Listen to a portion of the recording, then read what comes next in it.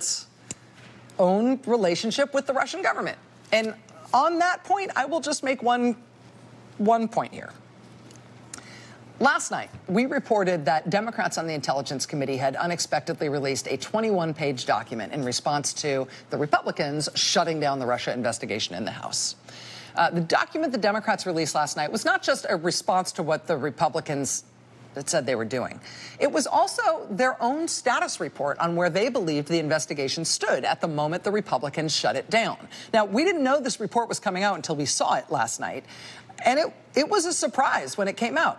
As we described last night, that document contains some serious assertions about President Trump and his relationship with Russia, including this blunt statement on page 6 of their report.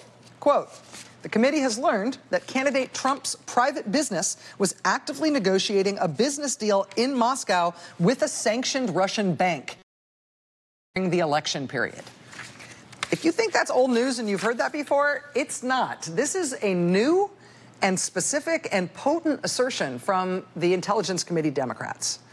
Well, tonight, a source familiar with the Democratic report tells us a little bit more about what that grave assertion is about. The source tells us that this is not based on public reporting that everybody has seen from news agencies. The source tells us that testimony to the committee raised serious questions about the effort during the campaign by the Trump Organization to secure foreign financing for a Trump Tower Moscow, including from a sanctioned Russian bank. According to our source, there are troubling inconsistencies between public assertions about this matter and what the committee discovered through documentary and testimonial evidence during the committee's investigation.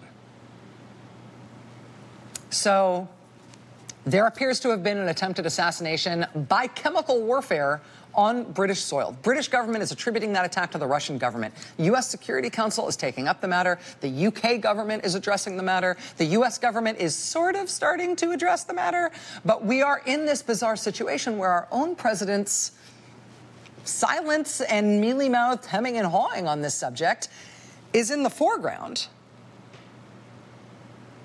while his own secret dealings with the Russian government are starting to unfold and starting to be exposed by a congressional investigation that his Republican allies are trying to shut down.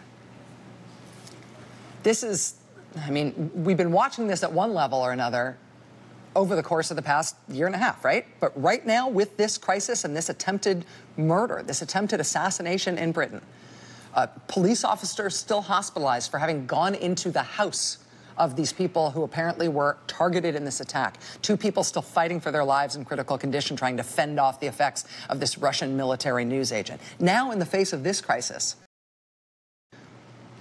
what we're watching here from our perspective as Americans, it's like watching a spy movie that has another spy movie embedded inside of it.